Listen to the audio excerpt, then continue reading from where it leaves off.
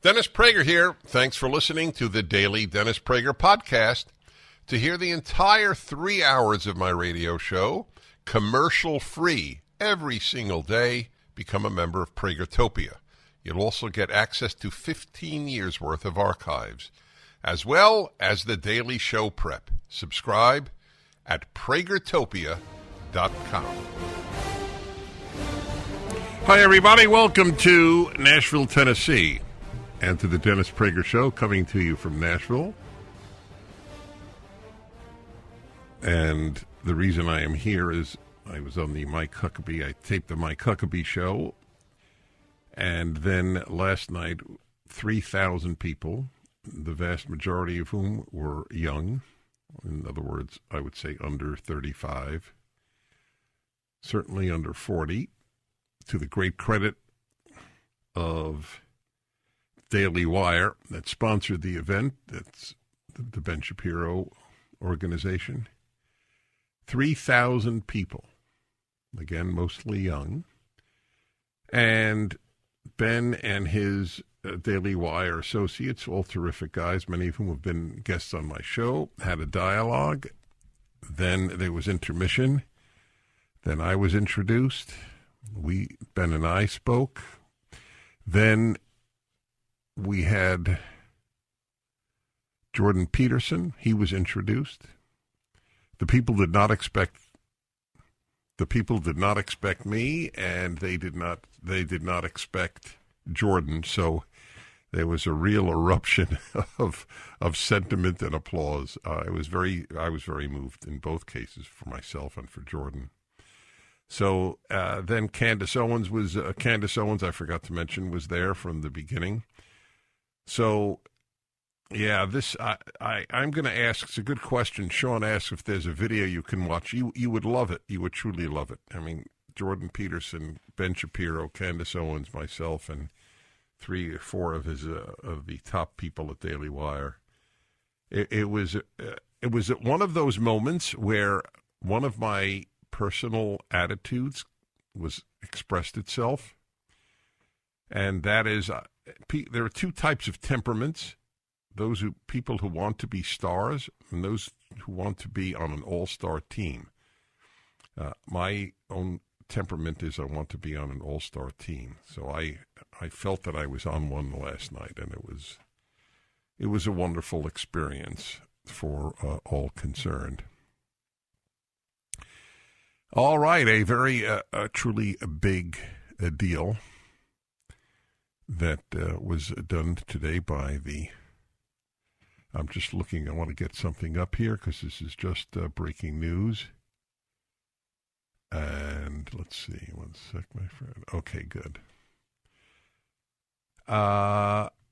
The breaking news is that the Supreme Court has ruled 6-3 that the EPA has overstepped its authority.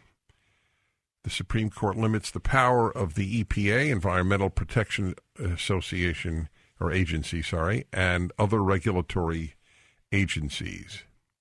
High Court says agency overstepped its authority in restricting greenhouse gas emissions in a ruling with ramifications for other regulators. It's from the Wall Street Journal. The Supreme Court on Thursday, that's today, curtailed the Environmental Protection Agency's powers to restrict greenhouse gas emissions from power plants in a decision that could limit the authority of government agencies to address major policy questions without congressional approval. The Supreme Court doesn't believe that the government can do whatever it wants without the will of the people as expressed through Congress. That is a radical idea to the left. The left, if you don't understand this, then you don't understand the great battle of the last 100 years. Do people have authority, or does the state have authority? Which has greater authority? And it is amazing that you are called a right-winger if you believe that the people have the authority and not the state. It's a right-wing position now. The left is brilliant and successful in defining all the terms of public discourse. That makes you a right-winger. It makes you a right-winger if you don't think 5-year-olds should be taught about gender fluidity. That makes you a right-winger. And it works. It works. Very gradually, people are beginning to understand the mortal threat that the left poses to everything that we cherish that is good. Everything. Literally everything. Elaborating on earlier decisions, the High Court said federal agencies need explicit authorization from Congress. But they're too weak in Congress to do this. It's not popular. The single greatest reason your gasoline costs so much is because of the totalitarian environmentalists. The Greens have made your gas more expensive, much more than Putin has. It preceded Putin's invasion of Ukraine. It's another gigantic lie of Biden, who makes Donald Trump look like an honest human being. It is not the war in Ukraine.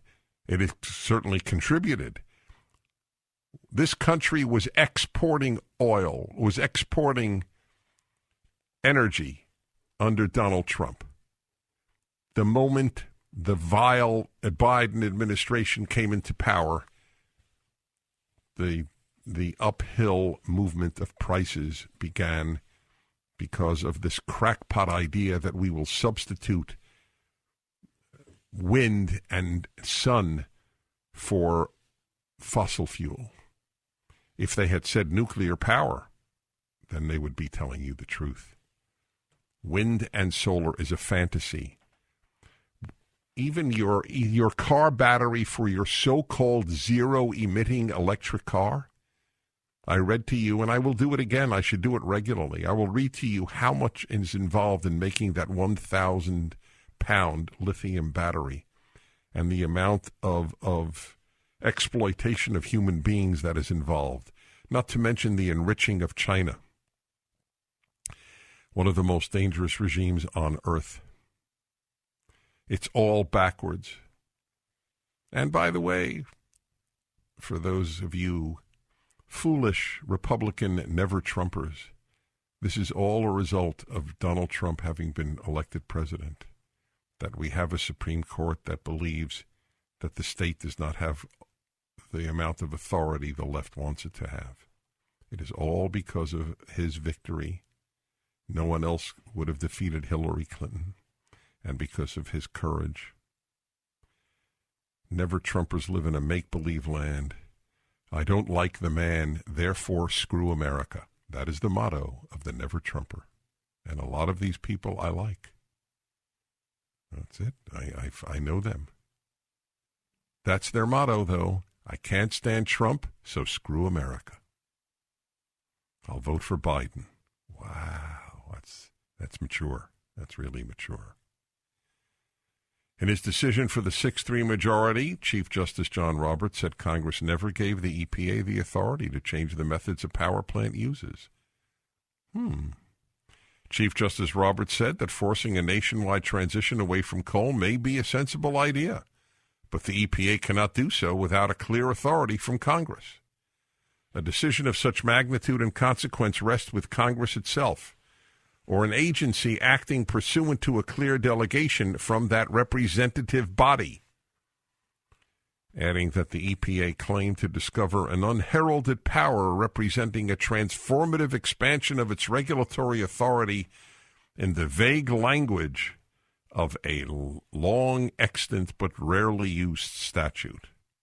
The Chief Justice's opinion was joined by the court's conservatives, Justices Clarence Thomas, Samuel Alito, Neil Gorsuch, Brett Kavanaugh, and Amy Coney Barrett. Justice Gorsuch wrote a concurring opinion that was joined by Justice Alito. Justice Elena Kagan wrote a dissent on behalf of herself, Justice Sonia Sotomayor, and Justice Stephen Breyer, whose retirement becomes effective Thursday. This ruling sets a troubling precedent, both for what it means to protect public health and the authority regulatory agencies have to protect public health, said Senator Dick Durbin, whom the people of Illinois have elected in their infinite wisdom. to make sure that Illinois continues to be degraded. The problem with the election of people like Lori Lightfoot in Chicago and all the Democrats in California, the problem is not that the people who voted for these people suffer as a result of their vote, which they do, at least the middle class and poor do.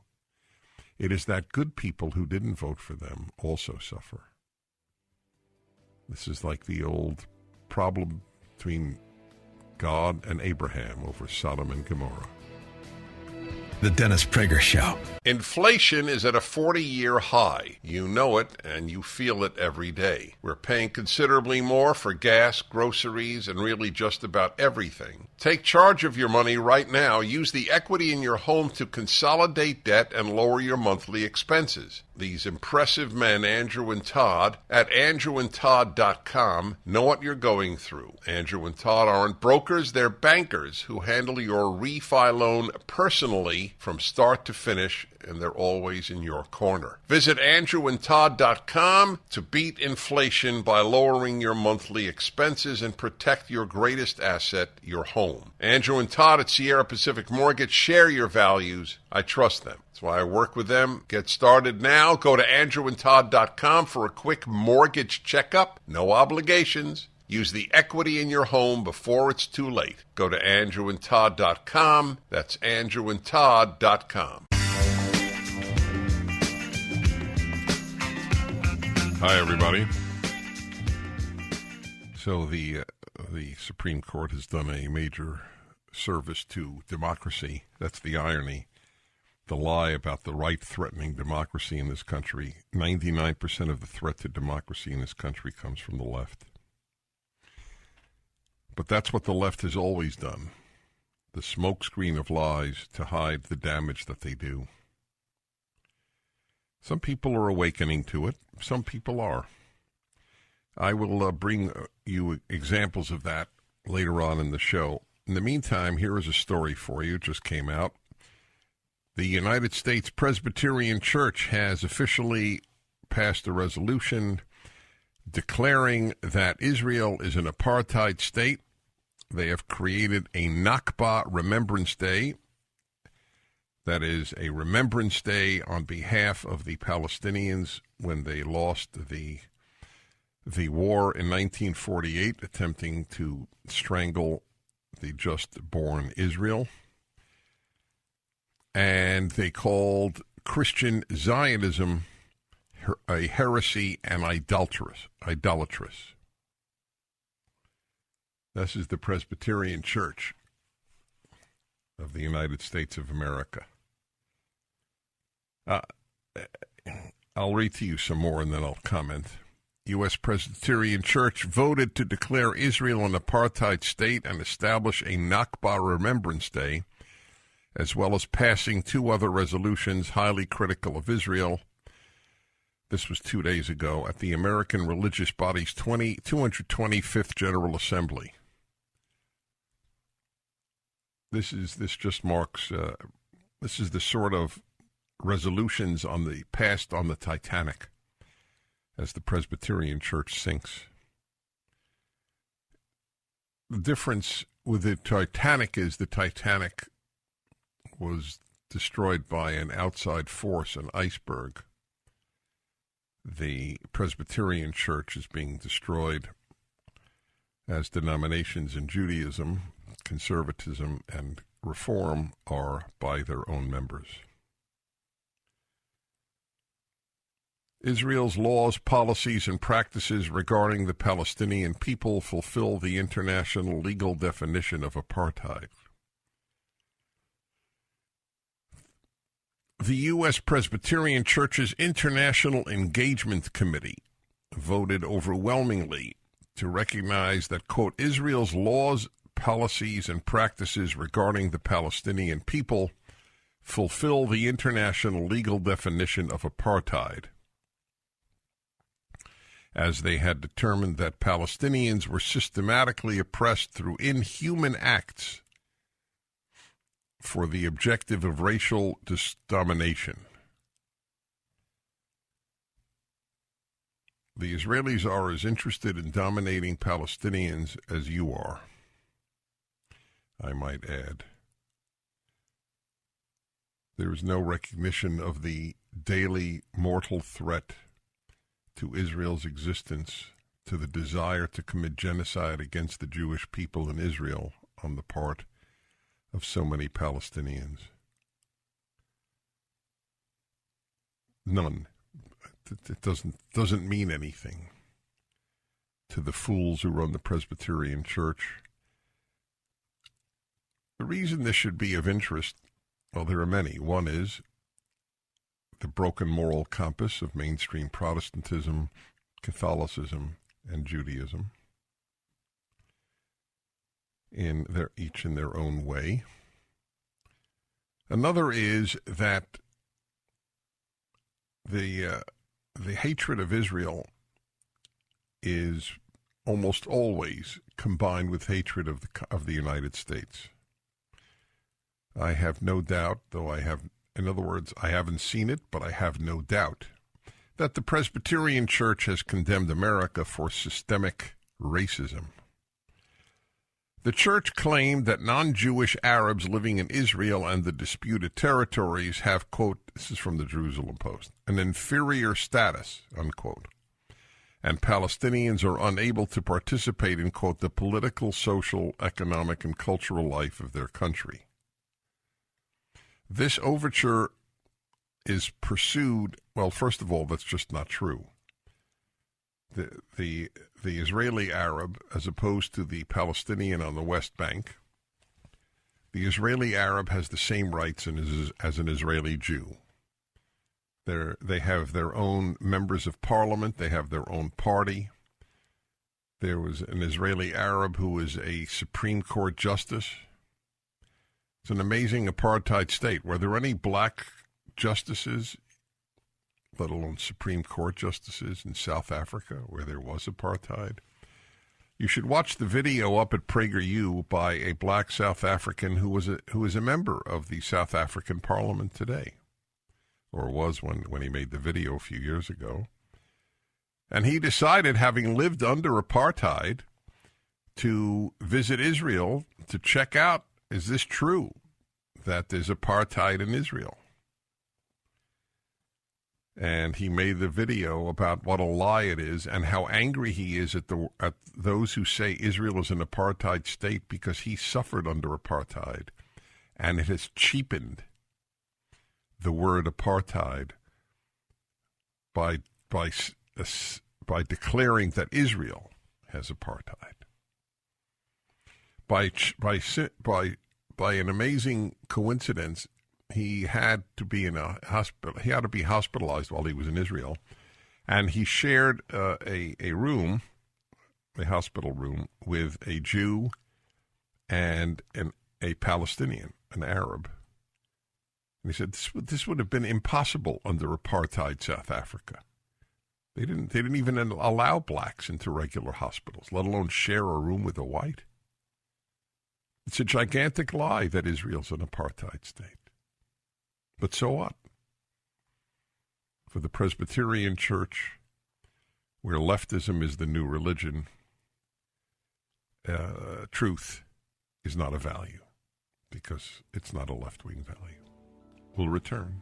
The Dennis Prager Show. Towels just don't seem to dry you anymore. They feel soft and lotiony in the store, but you get them home and they don't absorb. Well, Mike Lindell at MyPillow found that out around 2006, and towels changed forever. He found the best towel company right here in the USA. They have proprietary technology to create towels that feel soft but actually work, and that happens to be true. I use them. They are all made with USA cotton, and they come with the MyPillow 60-day money-back guarantee. 6-piece set, 2 bath, 2 hand towels, 2 washcloths. Regularly $109.99, now $39.99. Just go to MyPillow.com and click on the new radio listener specials and get deep discounts on all MyPillow products, including the towels, by entering the promo code Prager, or call 800-761-6302 for these great radio specials. MyPillow.com, promo code Prager. Hi, everybody. Dennis Prager here. I fully admit that he's one of my favorite people, so you'll know in advance what I think about my next guest. I love the man. He's Jack Hibbs, one of the most well-known Christian pastors in the United States, for good reason. A massive following, Calvary Church in Orange County, and he has a new book out, which we'll talk about in a moment. But let me tell you why I so adore this man. Aside from he's worthy of being adored, is that he is so courageous. And I love courage, and he is one of the few, unfortunately, rabbis, priests, ministers in this country who exhibited any courage as opposed to joining the herd of Christians and Jews who obeyed irrational orders from secular authority. That is all they did. It was the scariest moment of my life the last 2 years, watching the sheep-like behavior of religious clergy. That the typical secular person will be a sheep is sad to me, but not shocking. That so many priests, rabbis, and ministers were utterly obedient, again, to irrational secular authority was scary. Let me talk to you about that. First, I want you all to know we're going to talk about his latest book, Countdown, All Eyes on God's Ultimate Endgame. You can get it at Amazon and Kindle. You can go to Jack Hibbs, HIBBS.com, and see all the stuff that is available there, jackhibbs.com. Why do you think, and maybe there's no answer, Jack, or Pastor Hibbs. I'm so used to know you off the air. You call me Jack. That's how we do it. That's how it is. Yeah. All right. Well, I feel funny. Your title is important. Anyway, Pastor Jack, my friend, in retrospect, have you come to any conclusions about why there was this sheep-like behavior among clergy?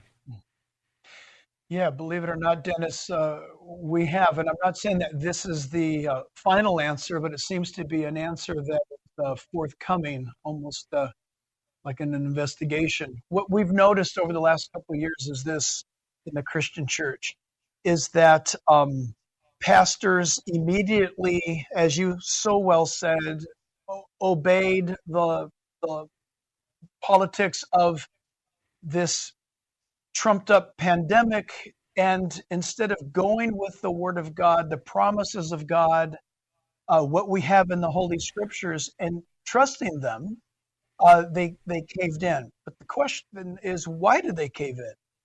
And the answer is, Dennis, in part, that they've come out of universities or seminaries that instead of teaching the authoritative Word of God, they taught much like what we're seeing today in secular institutions, where it's the thoughts of man, it's the wisdom of man, it's I can do this better than God can. And so when the world hit them in the face, hit us all in the face, we were forced to lean back on what was in us. And for some of us, for you, for me, the Word of God was in us. For many in the pulpit today, it was what they were taught by their professor, what they were taught by their seminary, and that the Word of God is not all sufficient. It doesn't answer all things. And you say, well, Jack, how can you say that? Well, it's easy to say because that trend, Dennis, has continued. The same group did the Black Lives Matter movement, embracing elements of Antifa's argument.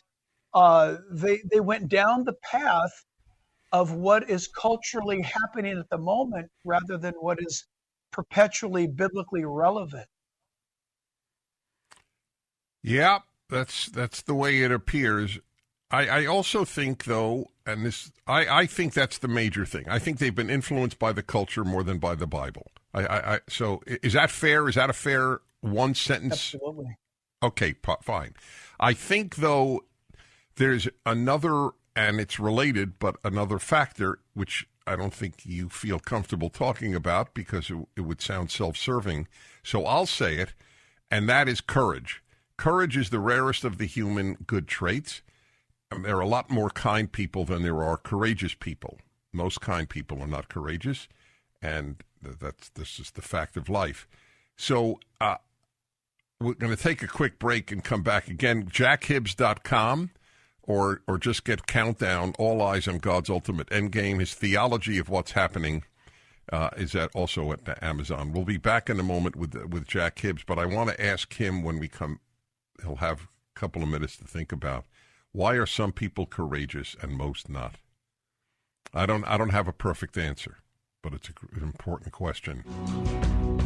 The American public is getting pinched right now. Terrible leftist policies like shutting down the Keystone Pipeline have you paying way more than you should for gas, which also raises the cost of your grocery bills. Hard to depend on government, but you can depend on Pure Talk. Because Pure Talk gives you 4 lines of talk, text, and data for just $64 a month. 4 lines. It's only $16 a line. Believe it. Pure Talk saves the average family over $900 a year. I'm a customer, the 5G coverage, most reliable network in America. U.S. customer service, keeping jobs right here in America, and the CEO is a U.S. veteran. Stop giving your money to Verizon, AT&T, and T-Mobile and supporting their causes. Switch to Pure Talk. Just dial pound 250 and say Dennis Prager and get 4 lines for just $64 a month. And with Pure Talk's no-risk money-back guarantee, you won't regret this. Dial pound 250 and say Dennis Prager.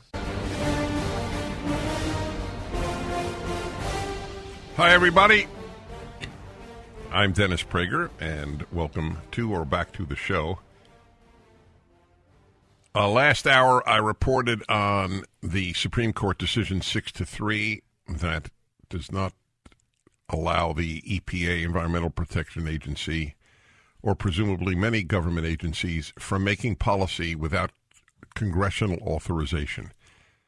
It is so obviously right that you must be a leftist to argue that unelected people can tell you what to do with your life, which is their design, ultimately.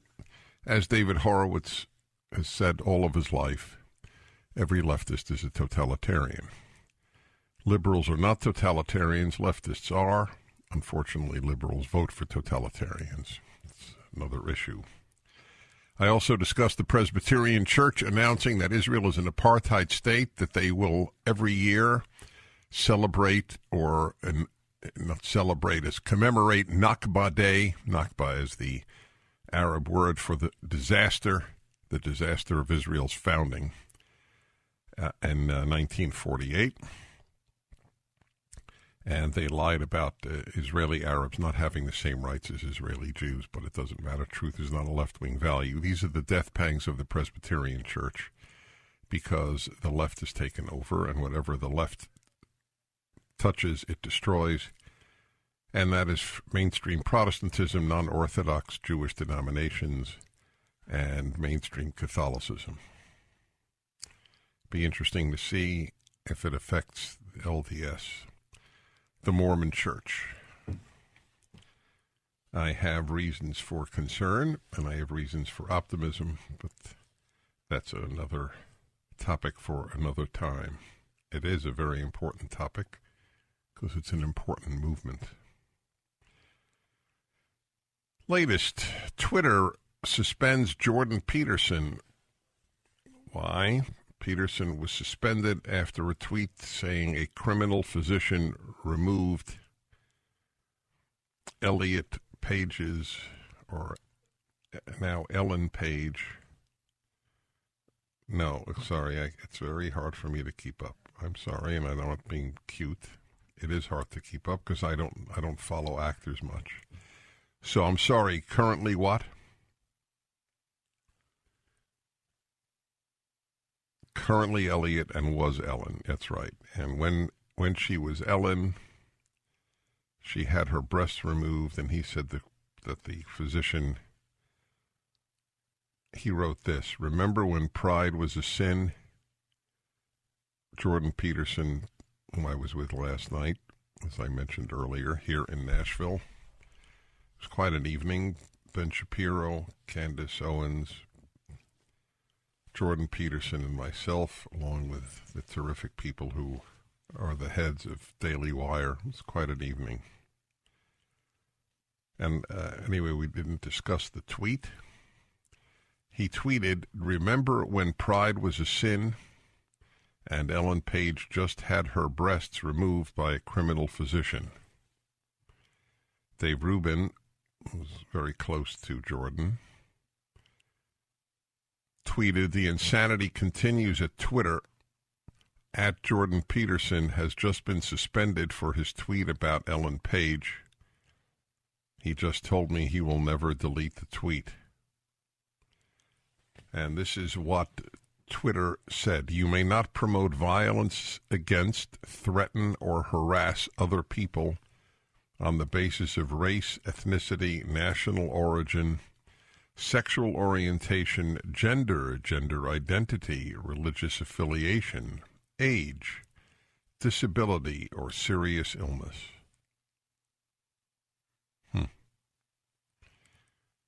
Well, promote violence, we would all agree. Threaten, we would agree. What does harass mean? When the Presbyterian Church says that Israel is an apartheid state, a gigantic lie, like America is systemically racist, is a gigantic lie. Will they delete the Twitter account of the Presbyterian Church?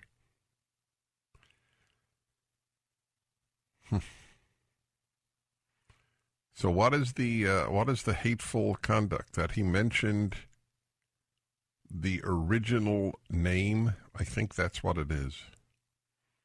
Not condemning the surgeon for removing then Ellen, now Elliot's breasts.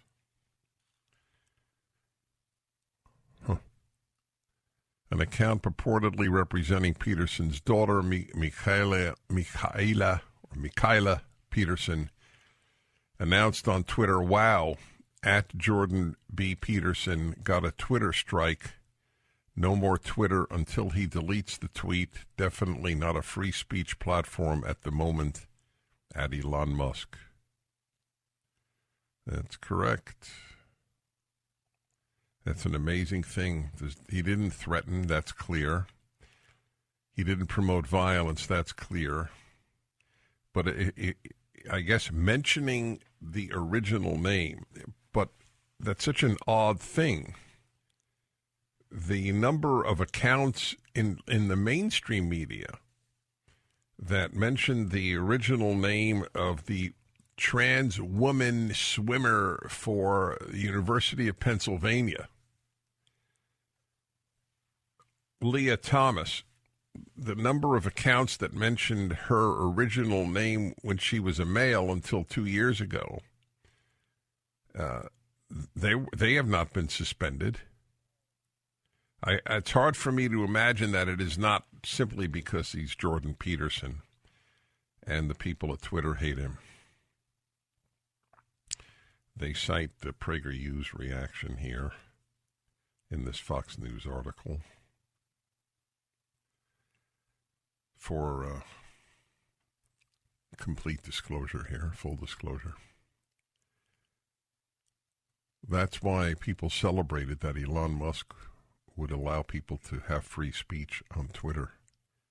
What did he say that would mean that his account is deleted? What did he say? I mean, you may not agree with him, but this is, all he said is, "Remember when pride was a sin and Ellen Page just had her breasts removed by a criminal physician?" That's it. That is it. It's not like Elliot Page, the current incarnation of this individual, denies, or I shouldn't say denies, doesn't promote the fact that he is transgender. So he can talk about his having been a female and now has the identity of a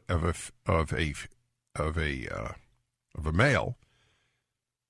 But you're not, if you talk about it, if you mention it, you lose your Twitter account.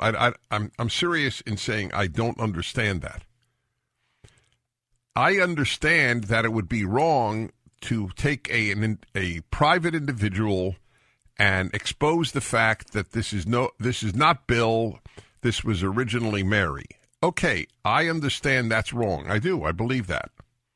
But where a public figure is using, in this case, his, their, whatever the pronoun, gender identity to promote trans rights, you can't refer to the fact that the individual is trans and was almost all of this person's life Ellen? God. This is truly a free speech issue. All right. I mentioned yesterday a piece in the 11,000-word piece in the New York Times that I read titled "The Battle Over Gender Therapy." Very, obviously very long, detailed piece about the battle. And there's a lot in it.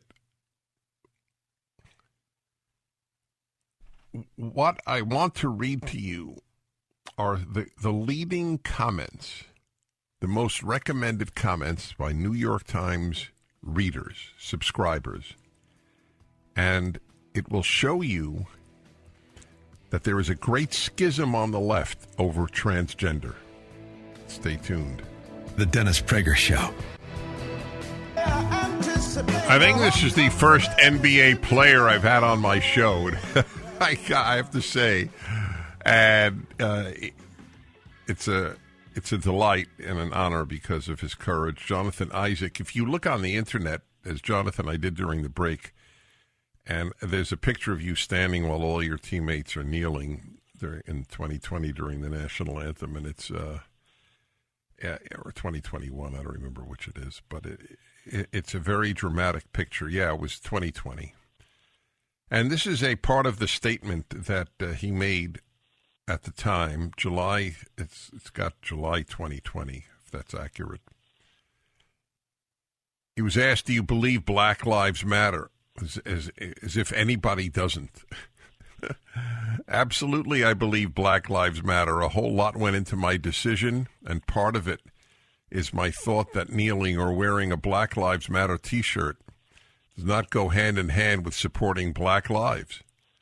I felt like just me personally and what it is that I believe, and standing on the stance that I do believe that Black Lives Matter, but I just felt that it was a decision I had to make.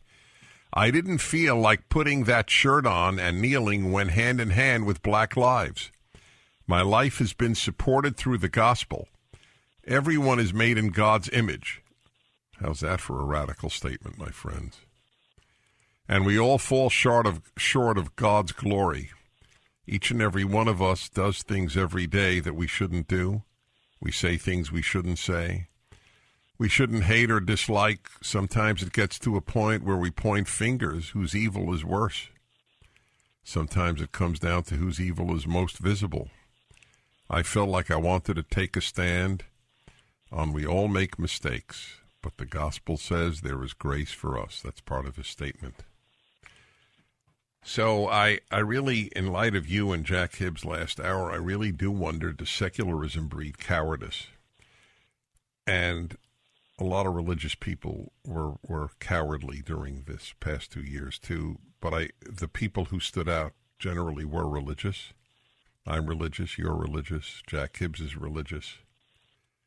So the obvious question, or an obvious, Jonathan, is, I know you can't, it's a tough question and you can't be fully open about it, but to the extent that you can, what was it like for you in the NBA being the one player to stand?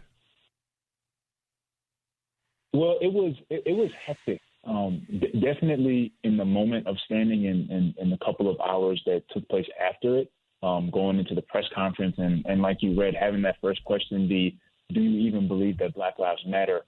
It definitely caught me off guard, but it was just a hectic time, not only in the NBA bubble, but just in the world. I don't foresee or remember in my lifetime there being a moment in time as politically charged, as culturally divided or crazy as a moment in my life, at least, than during that Black Lives Matter, movement and rise of the organization. And so it was very hectic. I had a team meeting with my teammates the day after, and it was heated in there as well. They felt that that I was hijacking the movement or making it about me. But what I tried my best to get them to understand was that I wasn't trying to protest their protest.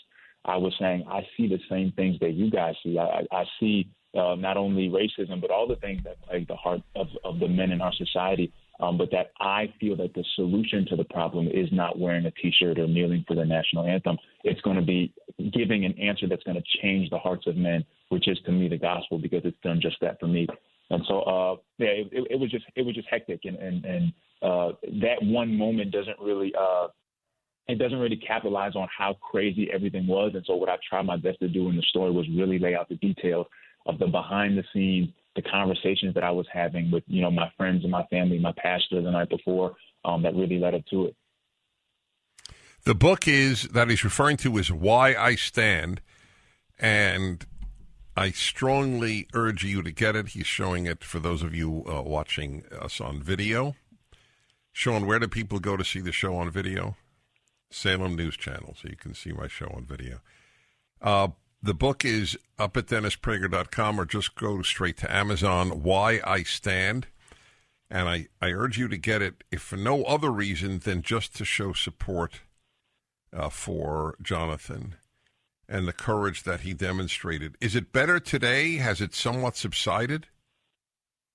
It definitely has. I think because the moment was so emotional, and a lot of people were going just off of emotion, going off of what other people around them were saying, as everyone's emotions have been able to die down, and even seeing some of the things that have come out, with the Black Lives Matter organization and movement, people have a different tone when it comes to, how they talk about the organization and just how they feel about, kind of where we lie as a country right now when it comes to race relations. And so it definitely is different. It's definitely easier to have those conversations and to be outspoken about what it is that I believe. And I think a lot of other people are gaining encouragement and inspiration to do the same. But you literally could not talk about anything other than the mainstream talking points of Black Lives Matter organization and Black Lives Matter movement during that time. And so that's what made the stand so profound. Certainly was. What is the story now with the national anthem at NBA games?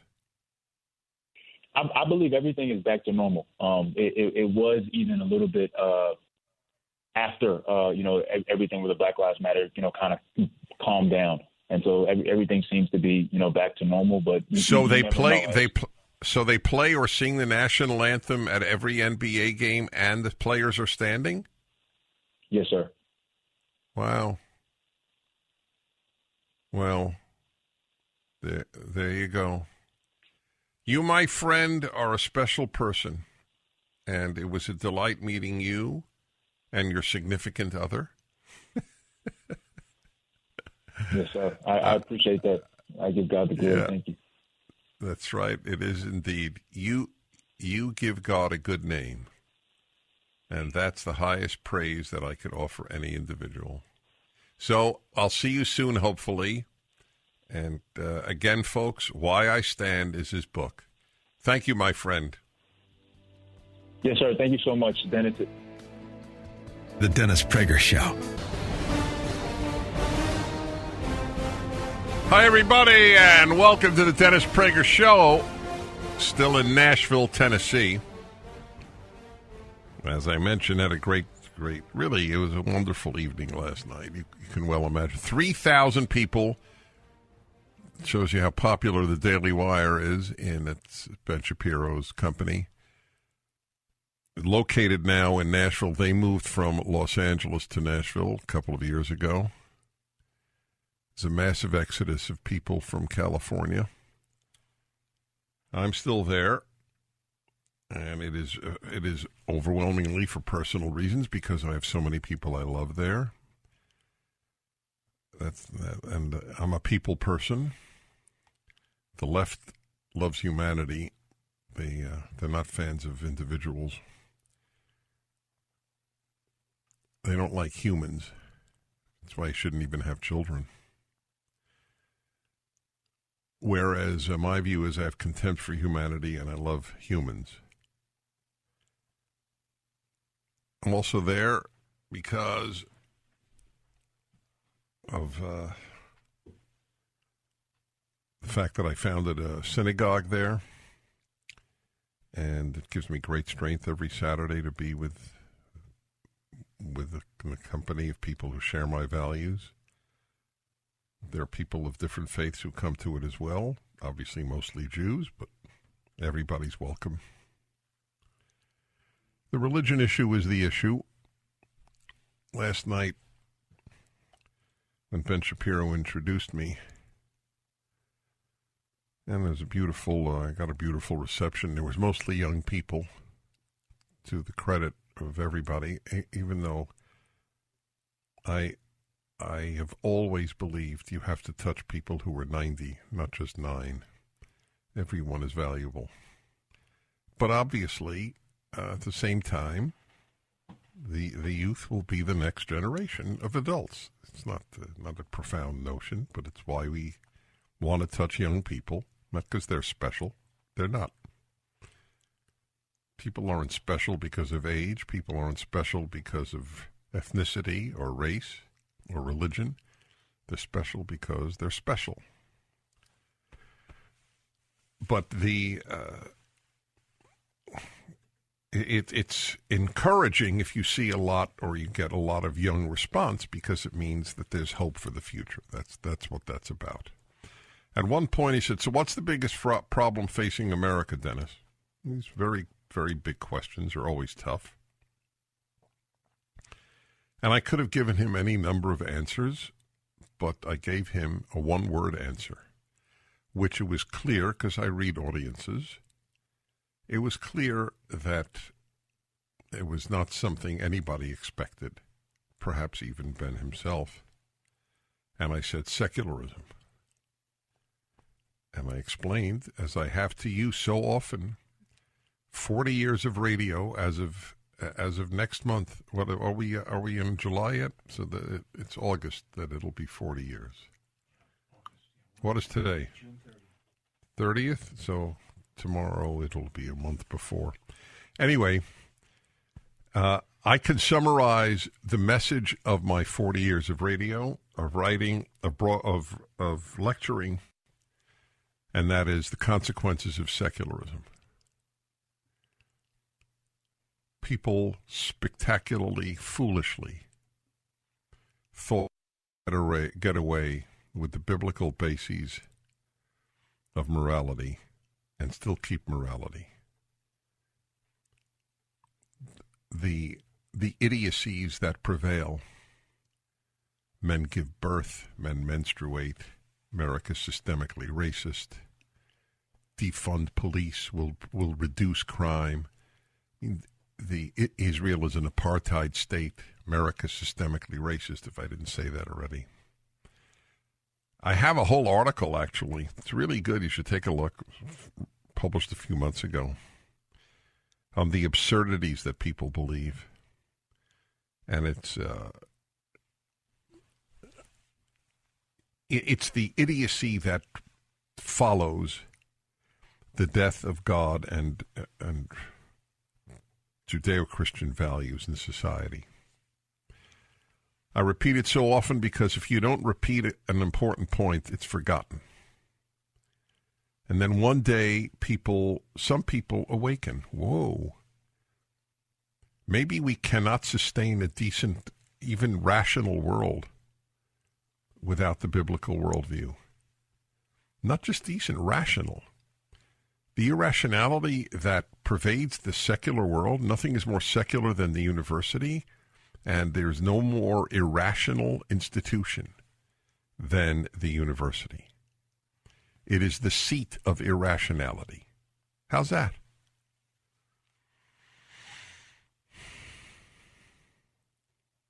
Let's get rid of George Washington and George Washington University. That's a good example. I read to you the first hour about the Presbyterian Church announcing that Israel is a apartheid state. Israeli Arabs are like blacks in South Africa. It's just a lie. Show you how stupid the people in the Presbyterian Church leadership are. I mean, just stupid. Not just irrational and bad, stupid. The Racial Equity Advocacy Committee. The fact that you even have equity, anything with equity, is definitionally stupid and morally defective. We don't want equity. Equity means equality of result. We want equality before the law, before God. The Racial Equity Advocacy Committee of the Presbyterian Church. Is that awesome? What else do you need to know? Supported the resolution with the recommendation that it replace mentions of anti-Semitism with anti-Jewish, as it believed, are you ready? Anti-Semitism, quote, encompasses other people groups in addition to our Jewish siblings. Really? Anti-Semitism encompasses other people groups? Who exactly? If anti-Semitism is not only about Jews, who is it about? Semites? The ignorance of that comment is breathtaking. Ignorance is a feature of leftism. Anti-Semitism was a word coined by Wilhelm Marr in the 1870s in Germany to mean one thing only, Jew hatred. It never meant Semite hatred. The amount of anti-Semitism among the Arab Semites is enormous.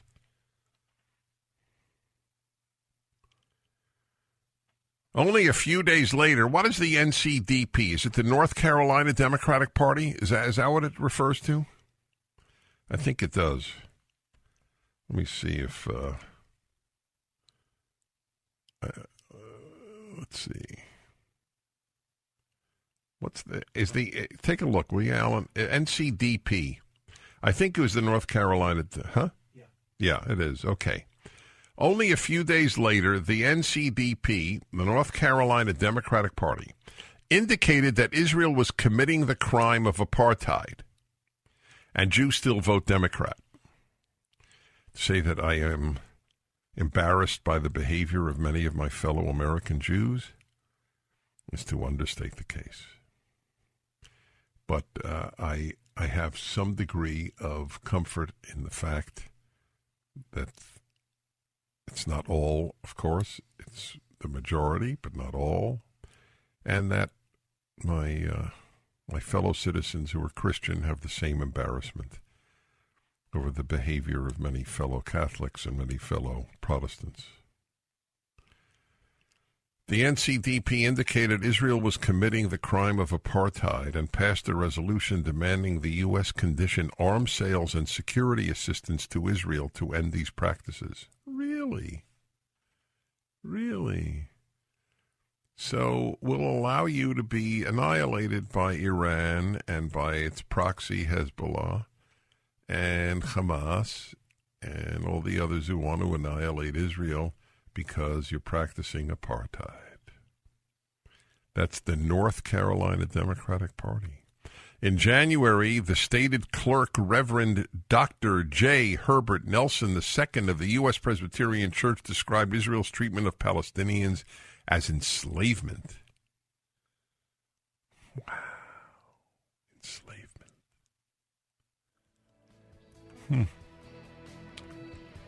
It degrades the word enslavement.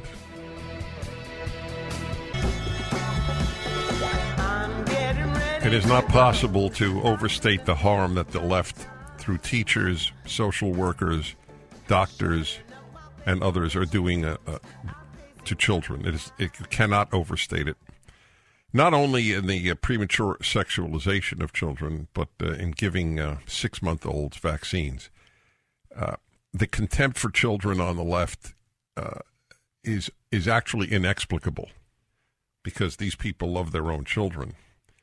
It just shows you that love is not the solution to all problems that a lot of people think it is. Wisdom is the solution to problems, not love. And there's no wisdom on the left. So I'd like you to hear the latest PragerU video opening with Carol Markowitz. She's a columnist at the New York Post. And let's hear the opening, and then At what age is it appropriate for grammar school teachers to discuss issues like sex and gender with their students? Should it be done with kids as young as pre-K, second grade, fifth? Even a decade ago, the most common answer would have been never. These are simply not appropriate subjects for young children. If, for some reason, they did have to be raised, it would be the parents' job, not the teachers. Today, it's much different. Now these are pressing questions and very much on the minds of parents. They are part of what the media calls the culture war. But parents didn't start this war. The war has been waged on us. Until recently, we had no idea it was even happening. Now it's hand-to-hand combat, school boards versus mom and dad. It's not clear who's winning. Starting in September 2022, New Jersey. Okay, good. First All right. Grade Well, that's the opening of Carol Markowitz's extremely important video out this week at PragerU on the sexualization of children. Carol, I salute you for your work. I thank you for everything you're doing, whether it's PragerU or certainly your New York Post column and your other writings. I have a question for you that I have posed to my audience many times, and that is we're getting feedback, Sean. It's not. It's a problem. Are we? Okay. And that is the absolutely disproportionate role women are playing in robbing children of their sexual innocence.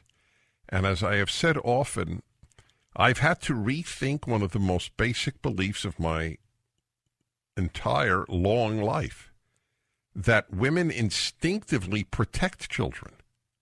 You have any thoughts on this? Thank you so much for having me, sir.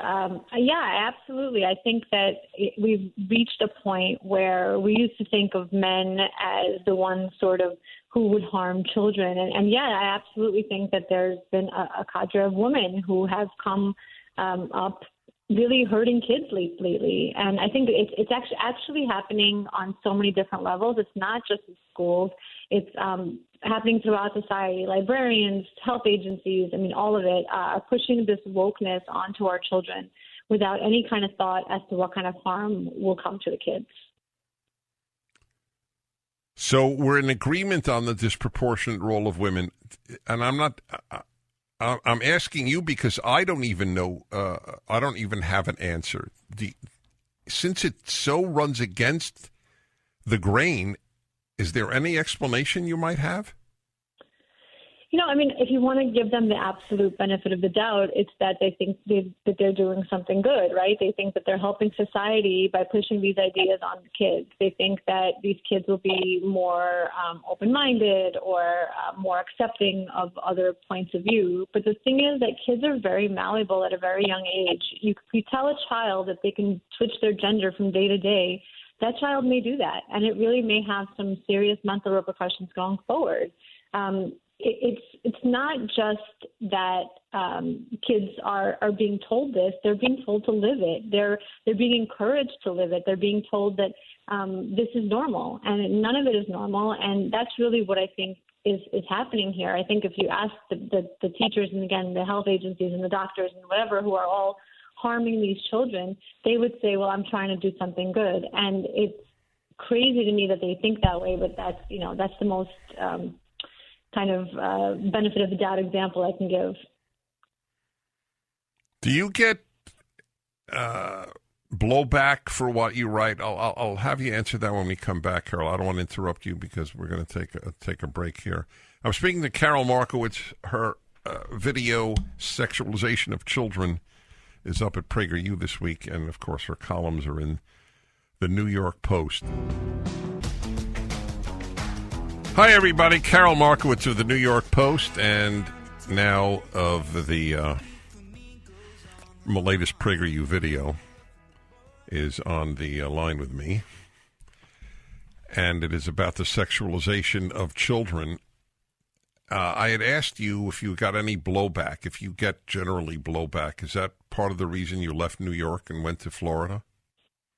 It's not part of the reason that I left New York, but it's an added bonus.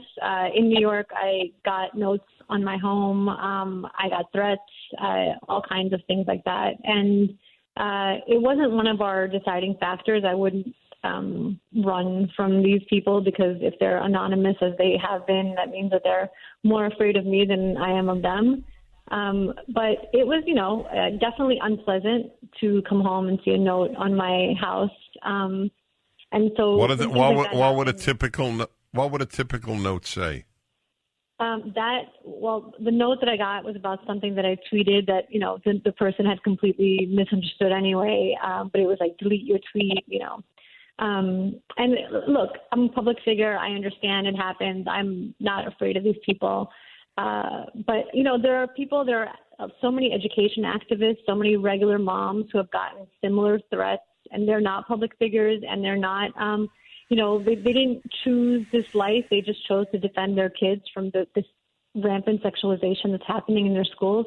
And they get threats, and I think it's so important to stand up for those people and fight back for them because, again, I picked this. They didn't. And so I really feel for all the parents who have been threatened by strangers, but also by the Biden administration who sicked the Justice Department on them and said that they were domestic terrorists. That's right. Well, I got to say, having grown up in New York, it's not a healthy place. You don't even have to react. So I want you to know, I believe your QOL, quality of life, initials we use among friends, will increase dramatically having moved to Florida. I think we're just waiting on you to make the move, Yeah. Well, there are many in Florida urging me to do so. A lot of wonderful people now adding you to that wonderful list. So this is a development that I think has taken everybody aback. I want you to react to this. I spent time today on my show reading comments to the 11th New York Times readers' comments to the 11,000 word piece on gender therapy in the New York Times 2 weeks ago. Yeah. And I'm sure you saw it. I slogged through the 11,000 words as a service to my listeners. But I did something that most people don't do, and it's a mistake. I read comments, and I check off the choice most recommended. And every one of the most recommended said, I'm not a right-winger, but this is where the left loses me. Do you think that's happening? Oh, absolutely. I think that's absolutely happening. In fact, when you said that you read the comments, I thought it was going to be the opposite. I thought it was going to be from left-wingers because those are generally the most recommended comments on the New York Times site. That's right. That's why I'm telling you. Yeah. So it's interesting because I definitely think that a line has been crossed. I have super left friends, for example, that can't believe that it's their side that's erasing women. Ruth Bader Ginsburg was the chair of women's studies at ACLU, and then ACLU edited a quote from her, posthumously to say that she had not referred to women, that she birthing people or something like that. So it's been a shock to a lot of people on the left. The thing is that they're largely falling in line with this because they're afraid. They're afraid to be called names. They're afraid to be canceled. They're afraid to lose standing with their side. And I've seen this happen again and again over the years where the saner people on the left won't fight back because they have this fear of what will happen if they go against their political, friends. And it happens all the time. It happened during COVID in New York where I saw the left not speak up for opening schools at all because they were afraid of being told you want teachers to die, or you're a white parent, so you don't count. And it's happening again with this kind of thing. It's nice that they're leaving New York Times comments, but I want to see some more action from these people. They have to say something. It's their political bedfellows who are making these insane changes to our society. They need to fight back. So I just came up with a riddle. I have made up 2 riddles in my whole life, and now I have a third just based on what you said. Here's my riddle. Ready? What do you call a courageous liberal? A conservative. She got it. She got my riddle. I love you. That was awesome. That's exactly right. That's what happens when a liberal gets courageous. Absolutely. They turn conservative. You are a joy. We have to meet in Florida. You're on my list. Absolutely. Yes. All definitely. Right. Keep up the fight. You're a terrific writer and fighter. Thanks you. again. All right. So watch her video up at PragerU, folks. She was a delight. I tell you, I'm so lucky to meet all these wonderful people. You have no idea. Sarasota, Florida. Linda, hello. Hello? Hello. Hi. I can't believe I'm speaking to you. I mean, I listen to you every single day. I can't wait for your show to come on. I thought something will come up, and I think, I want to hear what Dennis has to say. That's beautiful. Thank you. My call was about you've been talking about the Presbyterian Church and Israel. I'm a Presbyterian, but there are 2 Presbyterian churches. There's Presbyterian USA and Presbyterian PCA. And PCA's Presbyterian Church of America is very conservative. The other one is very liberal, and they split over 40 years ago, maybe 45 years ago. Oh, that's important. I knew. Okay, thank you for telling me that and everybody else. That is very helpful. Back in a moment. The Dennis Prager Show. Well, she got the riddle. I was so impressed with her. I was impressed, obviously, before. That's why we have her on and have her do a PragerU video. What do you call? I love it. I'm going to come up with a series now of riddles. I can't believe it. I'll add Riddle Maker to my list of interests. What do you call a courageous liberal? A conservative. All right. Now, tell me if this is accurate. In North Carolina, in Forest City, are you a Catholic priest, Father Herbert? Yes, sir, I am. Well, pleasure to speak to you. Yes, I can, and a pleasure to hear from you. Thank you. Well, I've been a big fan of yours, and there's something you did that Rush Limbaugh and the other guys never did that I think was pure genius, and that's the PragerU videos. And I'm calling to ask you to please go to the next level because people still read. If you could come out with a book that uses your arguments for God's existence, dealing with the problem, the foundational issues, maybe use some of the pictures from the video and the transcript, I bet it would sell like crazy, and you would increase your influence with young people. It would. I'm just saying, the video was genius, but people do still read. Yes, yes, Father. I hope we meet one day. I'm honored and that you use the videos and how you feel. Actually, we're thinking exactly along the direction that you just mentioned. There's a great Hebrew saying. What is it? Let's see. I got to translate it. It's the work is large. And the time is short. That's one of the sobering aspects of life.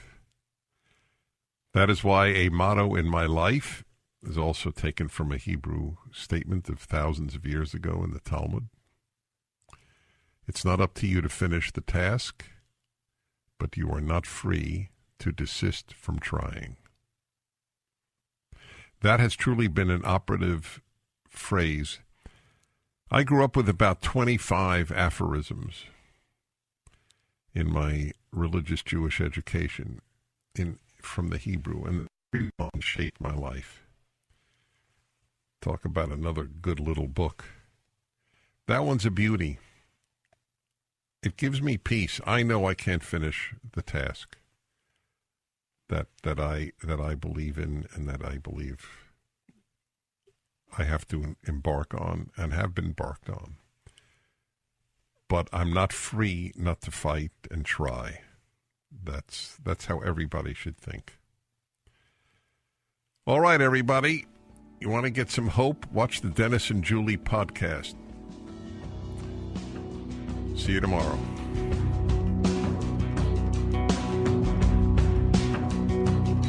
Dennis Prager here. Thanks for listening to the Daily Dennis Prager Podcast. To hear the entire 3 hours of my radio show, commercial-free, every single day, become a member of Pragertopia. You'll also get access to 15 years' worth of archives, as well as the daily show prep. Subscribe at Pragertopia.com.